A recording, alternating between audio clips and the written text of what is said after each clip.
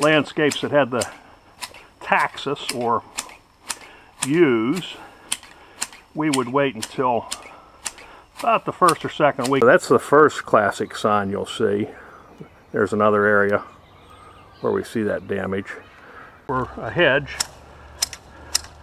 we would be shaping it into a rectangular or square shape. The plant shape.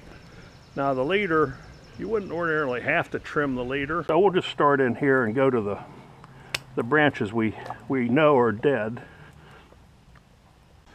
And I'm not getting any endorsement from Felco telling you this. I'm just saying this was a tool I liked using over the years.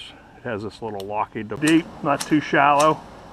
Sometimes on Japanese yews or taxus, you trim off all the light, stretch it over the tree trunk, and you want to try not to damage the tree, with pH 7 being neutral.